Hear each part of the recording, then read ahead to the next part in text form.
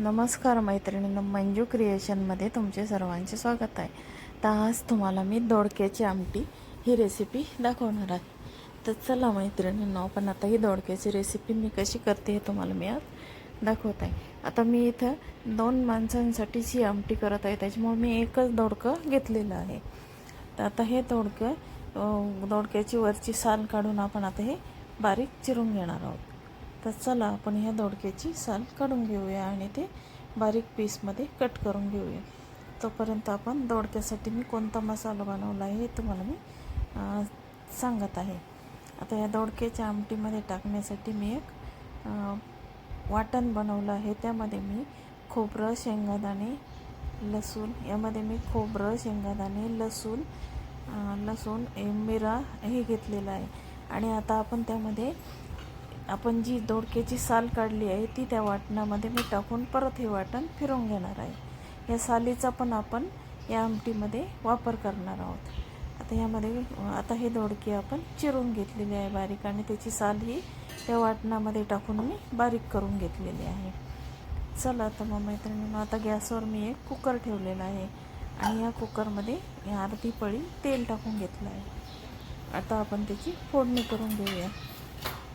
आता यासाठी जे वाटण लागलं आहे ते वाटण मी गॅसवर भाजून घेतलेलं आहे. थोडंसं तेल टाकून त्यामध्ये खोबरं, शेंगादाणे, धने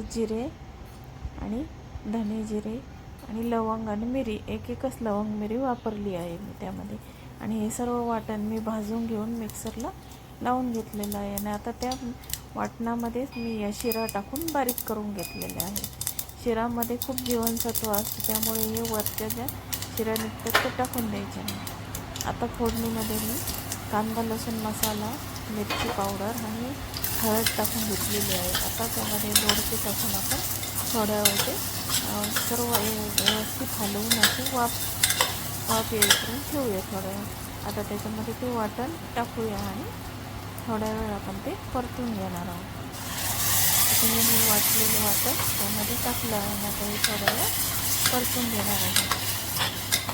बघा मैत्रिणींनो, आता हे सर्व मी परतून घेत आहे. 5 मिनटं हे परतून घ्यायचं आणि नंतर त्यामध्ये आपल्याला तेच भांडं धुवून मी पाणी टाकणार आहे. मिक्सरचं भांडं धुवून अगोदर आपण हे वाटण भाजून घेतलेलं आहे, त्याच्यामुळं परत काही जास्त परतायची गरज नाही. तुम्हाला ज्याप्रमाणे तिखट लागतं त्याप्रमाणे तुम्ही तिखट आणि मसाले त्यामध्ये अजून ॲड करू शकता. आमच्याकडं तिखट जास्त खात नाही, त्यामुळे मी अगदी थोड्या प्रमाणात तिखट वापरलं आहे. तर बघा, आता त्यामध्ये तेच मिक्सरचं भांडं धुवून मी पाणी टाकून घेतलेलं आहे. आणि आता आपण कुकरचं झाकण लावून फक्त कुकरच्या झाकणामध्ये वाफ भरू द्यायची, शिट्टी होऊ द्यायची नाही, नाही तर मग दोडके खूप शिजतात. तर अशा प्रकारे आता आपण हे दोडक्यामध्ये पाणी टाकून घेतलं आहे. आता त्यामध्ये मीठ टाकू आणि थोडीशी कोथिंबीर टाकून घेऊया. त्यामध्ये मीठ आणि कोथिंबीर टाकून घेतलेली आहे. आता हे व्यवस्थित आपण आता हलवू आणि झाकण लावून वाफ भरू देऊया. आता अशा प्रकारे मी ही दोडक्याची आमटी केली आहे. तुम्हाला ही रेसिपी कशी वाटली हे मला तुम्ही नक्की कमेंट्समध्ये सांगा आणि माझ्या चॅनलला लाईक, शेअर आणि सबस्क्राईब करा. आता या कुकरचं आपण झाकण लावून घेऊया आणि फक्त वाफ भरू देऊ. बघा, आता आपली आमटी रेडी झाली आहे. मी सर्विंग बाउलमध्ये ती काढून घेतली आहे.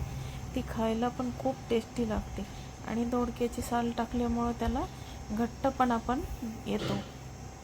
तर बघा मैत्रिणींनो, तुम्हाला ही आवडली असेल तर माझ्या चॅनलला लाईक, शेअर